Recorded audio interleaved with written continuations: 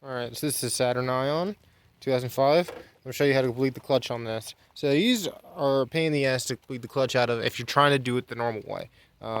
But, because, unlike some of the other GM cars with concentric slave cylinders, you can't just do it with the pedal or pushing it out. No, you have to reverse bleed it. So this is how you do that.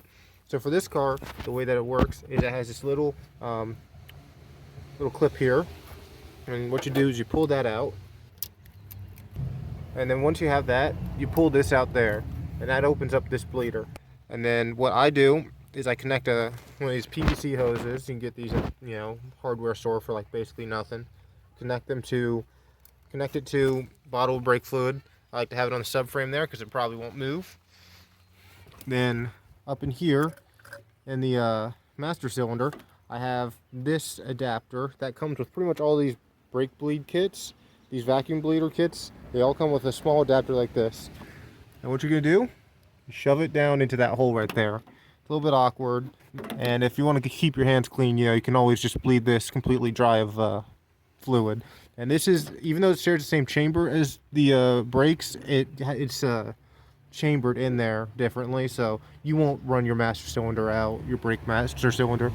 Essentially, just stuff that in there as best you can to the point that it seals. Alright, now that that is in there, we have that opened up. You can see air coming out already, but we're not doing it that way. We're going to kind of end up bringing that air back through, ironically. But we start pumping this up until we get to, I'll get it to like 10 psi or something. I don't really know what the exact number is, but you just get that through there. And then look, it just starts bleeding all the air just completely through the system. It takes it from here, brings it through the whole slave cylinder, out this way. Let it bleed for as long as it needs to. Let the air stop coming through or whatever. And once you're done with that, you press the hose back in, and then you put that in. And for anyone who needs O-rings, this is the size that I found works. It's this right here. It can be off a little bit. Don't use these Vuitton ones because I had the reason I'm doing this is I had one of these break on me after only like 4 months. I think the nitrile ones work better, but I don't have the right size in my nitrile kit, so I'm just gonna run the ones that are gonna break again. But yeah, so this is the size right here, A10, whatever. These ones. All right, connected back up. Just press that in. Press the tab in.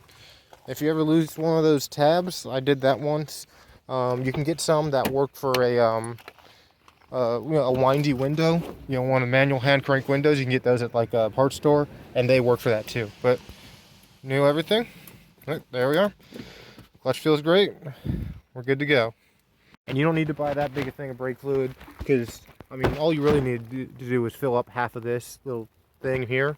I did the whole thing, but you only need to do half, and that usually bleeds pretty much all of it out.